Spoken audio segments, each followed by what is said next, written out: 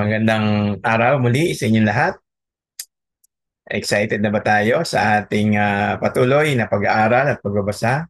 This is our part 2 on our reading and study of the doctrine of the Trinity.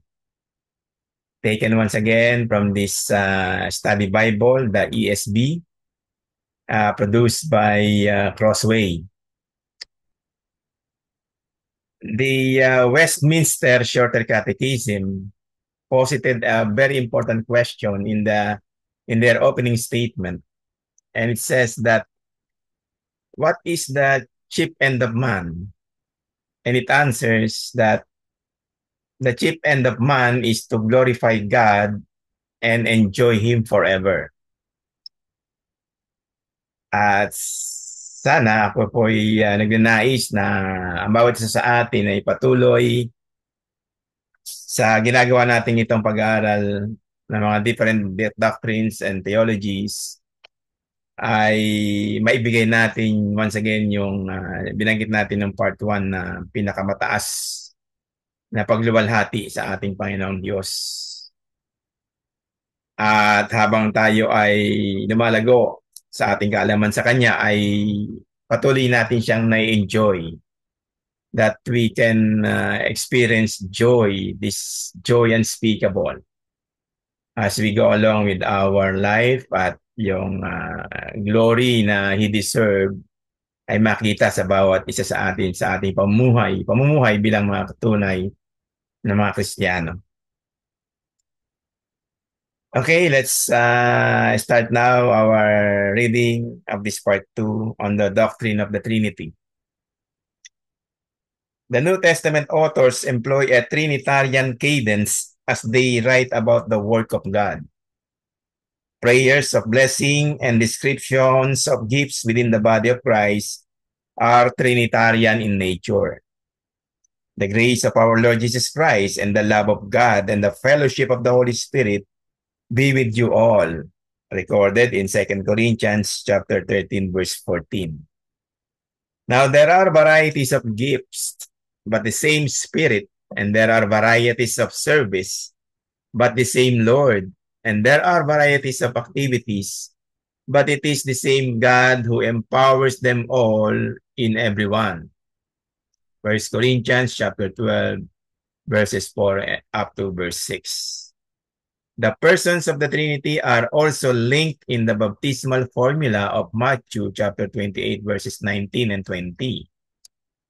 It says that baptizing them in or into the name of the Father and of the Son and of the Holy Spirit. There are many other passages that reveal the Trinitarian, or at least the plural, nature of God.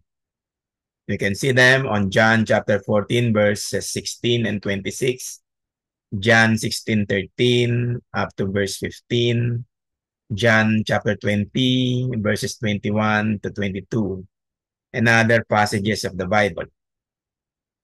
Differences in roles also appear consistently in biblical testimonies concerning the relationships between the Father, Son, and Holy Spirit.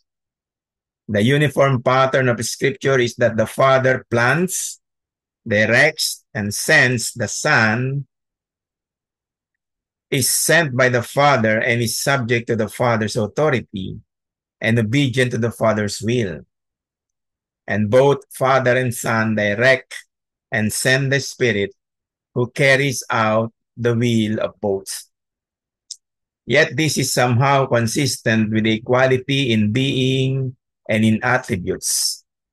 The Father created through the Son, taken from John chapter 1, verse 3, and also in 1 Corinthians chapter 8, verse 6, Colossians chapter 1, verse 16, and Hebrews chapter 1, verse 2. And the Father planned redemption and sent the Son into the world. We can see them on John chapter 3, verse 16, Romans 8:29, Galatians 4:4, and Ephesians chapter 1, verses 3 to 5.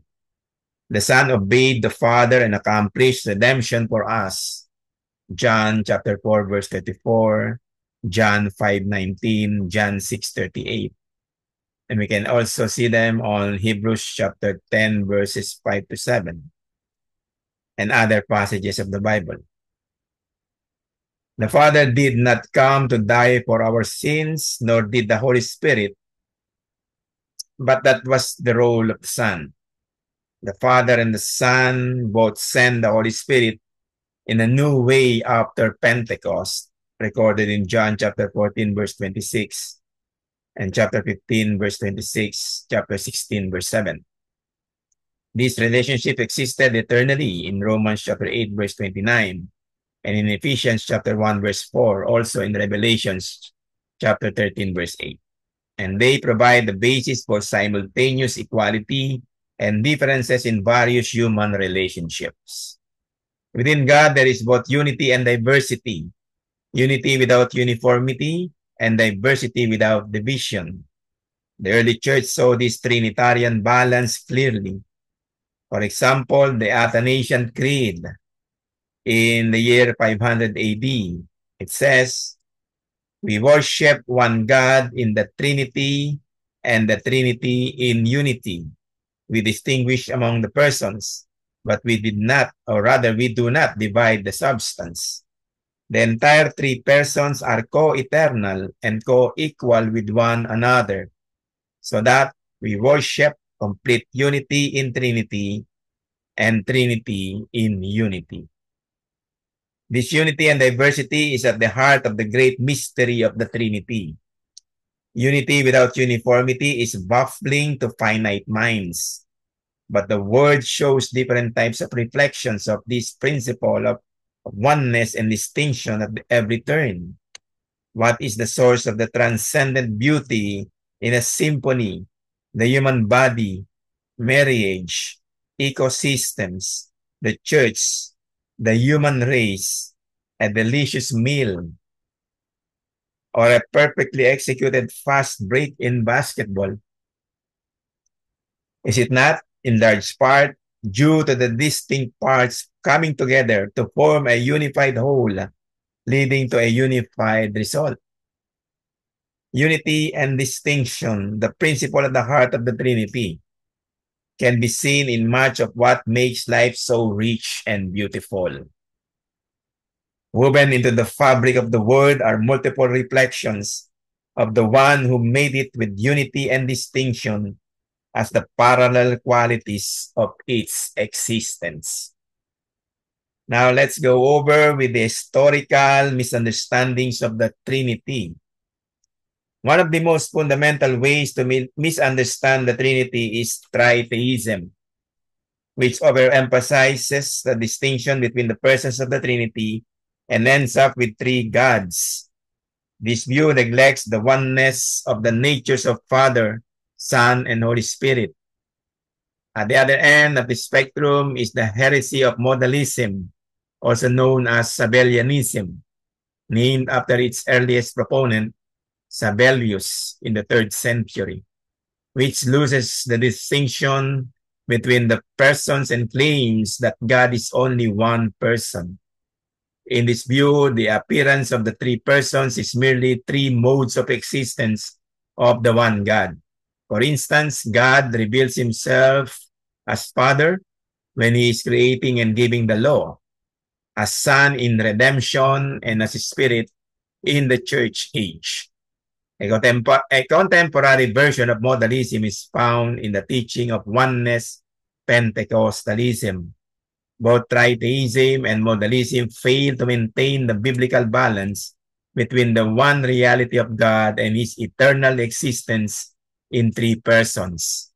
A third error is to deny the full deity of the Son and of the Holy Spirit, and to say that they were at some time created. This is the heresy of Arianism, after a teacher named Arius in 256 up to 336 AD. And it is held today by Jehovah's Witnesses. Now, on practical implications of the Trinity. What are some of the practical implications of the doctrine of the Trinity? One, the doctrine of the Trinity makes definitive revelation of God possible as he is known in Christ. No one has ever seen God, the only God, who is at the Father's side. He has made him known. recorded in John chapter 1, verse 18. No man can see God and live in Exodus 33, verse 20, 1 Timothy chapter 6, verse 16. But God the Son provided an actual manifestation of God in the flesh. The Trinity makes atonement possible. Redemption of sinful man is accomplished through the distinct and unified activity of each person of the Godhead. How much more will the blood of Christ, who through the eternal Spirit offered himself without blemish to God, purify our conscience from dead works to serve the living God? Taken in Hebrews chapter 14, Hebrews chapter 9, verse 14. Because God is triune, He has eternally been personal and relational in His own being, in full independence from His creation. God has never had any unmet needs, nor is He served by human hands as though He needed anything, since He Himself gives to all mankind life and breath and everything, as recorded in Acts chapter 17, verse 25. Personhood becomes real only within realized relationships, and the reality of relationship can only exist where one has something or someone that is not oneself to relate to. If then God had not been plural in himself, he could not have been a personal, relational God till he had begun creating, and thus would have been dependent on creation for his own personhood, which is a notion as nonsensical as it is unscriptural. I would like to end our two-part series on this particular doctrine of the Trinity. And I am hoping that all of us are enjoying this particular study and reading on theology. More readings and studies to come after this. Once again, God bless and see you soon. Bye-bye.